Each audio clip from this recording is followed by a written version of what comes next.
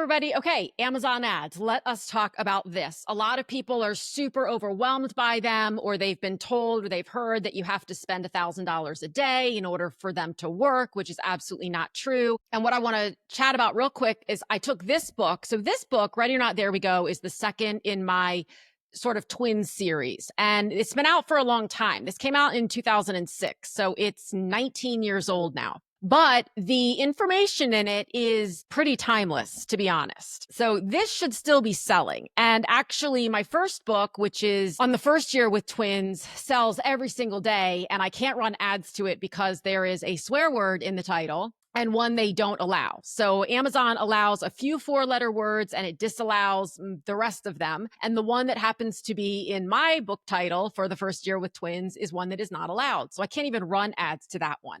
But ostensibly, anyone who buys that book is a perfect candidate to buy this book. So I did not understand why my first book sells like between 1 and 7 copies a day on its own. And this book sells pretty much none. In the last 4 months, and I haven't even gone back before that, it has sold 1 copy. I'm going to guess that in the last year, it's sold maybe 2. So I thought, okay, now that I'm doing this whole Amazon ads thing and I've gotten them working quite well for Write the Damn Book Already, which is my most recent book, let's try them with Ready or Not, There We Go and see what happens. And what happened was very intriguing to me. I've only been running them for about 10 days. And I have not spent a penny. My budget is $10 a day, but with Amazon ads, as you may or may not know, you only are charged when someone clicks on the ad. And no one has clicked on an ad yet. So even though my budget is $10 a day and I'm doing some things to get my impressions to rise, and that's a whole separate conversation, I've sold 3 books already. So sell no books, basically 1 book basically in a 6 to 8 month period, and then sell 3 books in a 10-day period. And the only thing that's different is that I've started running these Amazon ads. So I did a bunch of exploring, which I've done with other books as well, not my own, but those of the authors with whom I work, to figure out what is the sort of the catalyst, what is the lever that's being pulled that helps these books sell better, frankly, even if you don't ever run an ad. Although I would encourage you to run the ads. So there are 4 things, and that's what I want to talk about in this video. The first one is, this is alleged, this is like through the rumor mill, but allegedly, if you are running Amazon ads, Amazon does prioritize your book for certain search terms, for certain keywords that it would naturally rank for. So I've told Amazon which keywords I want my book to rank for. And because no one's clicking on the ad and I haven't been charged for a click yet, I can only imagine that with certain keywords, it is just showing up higher in people's search results such that the right people are finding it and purchasing it. So that's the first thing, is that if you're running Amazon ads, of course, we do not want to be losing money on Amazon ads. And I look at my profit and my loss over the course of a month with Amazon ads, not a day. It will absolutely fluctuate. And for anyone who says that they're making, tens of thousands of dollars every month by running Amazon ads, one thing I want to make very clear is I'm not here to say that they are or they aren't, but when they start showing screenshots, make sure you look at how many books they're advertising. For the most part, when people have a 6-figure income every year from book sales and they're not with a traditional publisher. So we're speaking with indie authors here, because you have to have control over your Amazon account, your listing, in order to be able to run Amazon ads. So if you're traditionally published or you're with a hybrid publisher who controls your listing, you won't be able to probably manage much of this, although you may be able to handle the 2nd, 3rd, and 4th suggestions that I'm going to make, because those just have to do with the way your book is listed. And if your hybrid publisher is worth their salt, they'll want you to sell more books, because when you make money, they make money. So if there are some tweaks that they can make to your listing, one would think that they would want to do that. More often than not, when I see someone who's making 6 figures a year from book sales and they are crediting Amazon ads for that success, I look at how many books they're actually advertising, and it's usually in the hundreds. So these are typically low content books. Some people are creating coloring books. Nothing wrong with any of this, I might add. Just know what you're getting yourself into. It's not one book that's typically generating $100, $200, $300,000 a year in income. It's 300, 400, 500 books, which takes a lot of time and energy to create. Not saying don't do it. it's not for me. I just think it's really important that people be clear that when your profit margin on a book is already small to begin with, unless you have another product that book is upselling. So for example, Write the Damn Book Already, which is my latest book, people buy the book, and then in some cases, they also buy a program, a course, a workshop. And so that is a direct result of having bought the book. If you're a fiction author or you're a nonfiction author or a memoir author and you don't have, or a coloring book author, and you don't have another product to sell, like as an upseller on top of that, and all of your profit is coming just from sales of the book, then you have a very small profit margin to work with. It's usually between $1 if you're doing a low content book or a coloring book, all the way up to maybe $5 or $6, maybe even $7 if it's the ebook version and you're priced competitively. But remember, you have to subtract from that your ad spend. So the key for me is growth over time. As long as I'm profiting on the whole, I mean, I'm personally not turning down an extra any dollars a month that I could invest in something else or put towards something else. But it is not my experience that with one book and one ad, you can make hundreds of thousands of dollars. So just know that that's not my belief. It's not my process. It's not my approach. And it's not what I'm here to sell anybody on. But if you have a book that has started moving more slowly or is not moving well, or you want to help get legs and get out in front of your ideal readers, Amazon ads are such a beautiful thing to use because you only are charged when someone clicks. So you're not charged per impression, which means that you're not spending a lot of money experimenting on things. All right. So that's the first thing. The second thing, there are 3 areas of your Amazon listing that are so important to get right. And I want to put the word right in air quotes because it doesn't have to be perfect, but it does require, in my experience, that you take some time to really think about them and like do them intentionally. The first one is your keywords. So within your Amazon listing, you have 7 keywords for both your ebook and your paperback. I choose to keep mine the same for both. I've known of people who try to split them up to spread the wealth.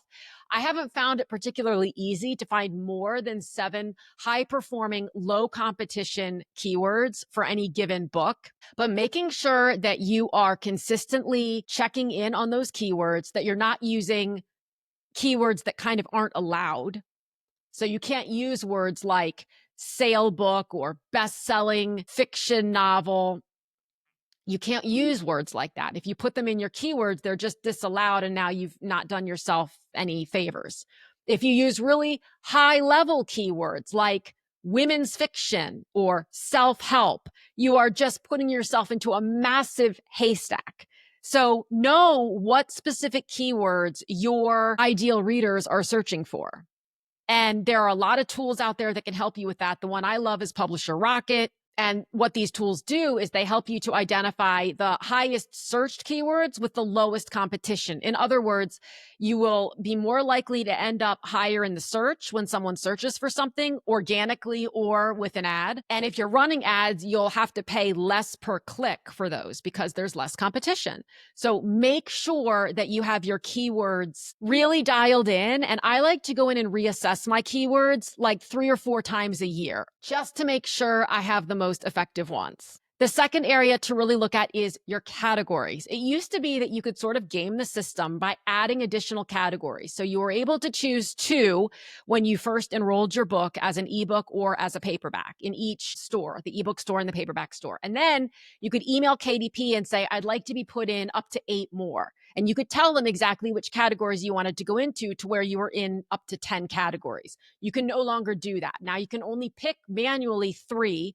Amazon may choose to put you into other higher level categories that you can't even self-select if your book is performing well in those categories, but you can only choose 3. So make sure that you choose them well. This is all stuff that I walk through in the very first part of my Amazon ads for indie authors course.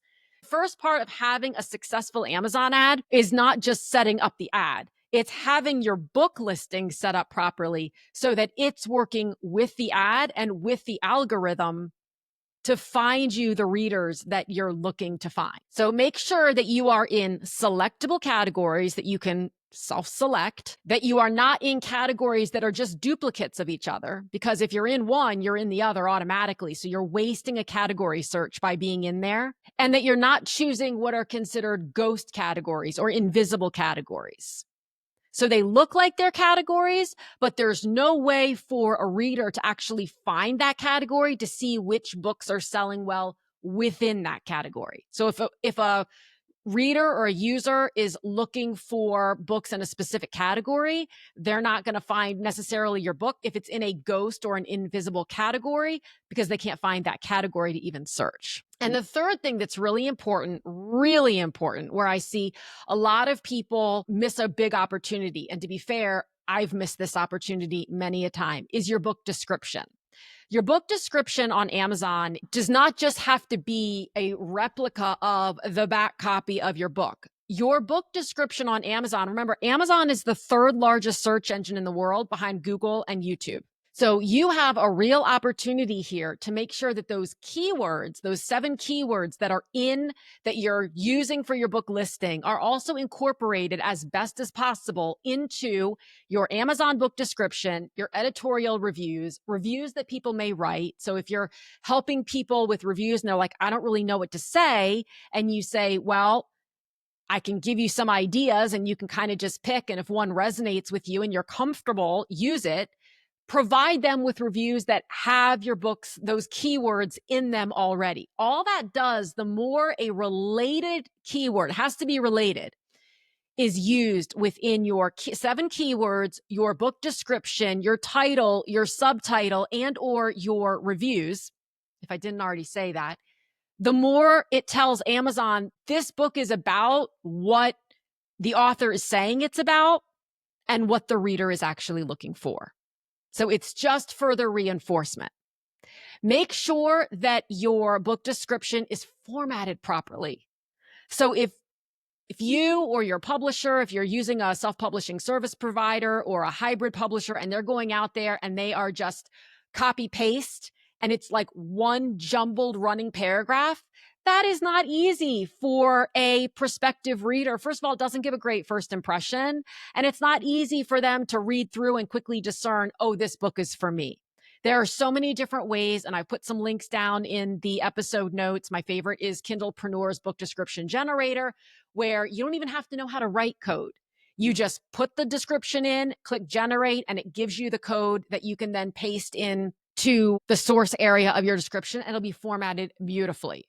There are a bunch of walkthroughs on there on exactly how to do it. You can have bullet points, you can have check marks, you can have stars, you can have smiley face. I don't know if you can have smiley faces, but you can have all the things. And then everything looks very professional, which is absolutely what you need. With so many books being loaded every single day through Amazon and other online retailers, the first big barrier to entry is making sure that you don't stand out as an indie author who's just whipped something together.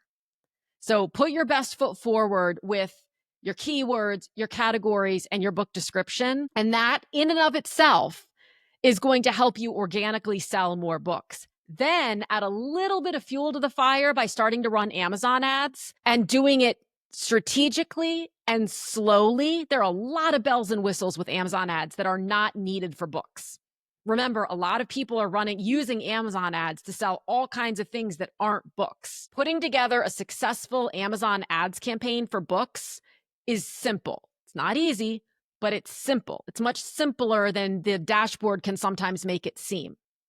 So if you turn those on, even if you have a super low daily budget, $1 or $2, it allegedly helps your book stand out more when it's being searched for in the right categories and with the right keywords. So that is how, so far, we have taken this book from about 1 sale in 6 months to 3 sales in 10 days. It's not buying me a yacht yet, but it will buy a brown sugar shaken oat milk espresso today, which I very much need because it is going to be 118 degrees. If you'd like to get on the wait list for the course when it comes out, or if the course is already out and you'd like to check out the link to it, I've got all of that in the episode notes, as well as all of my other resources for indie book writing and publishing. We like to do it with a smile, full transparency, and no outlandish promises. Because you know what? It can be fun.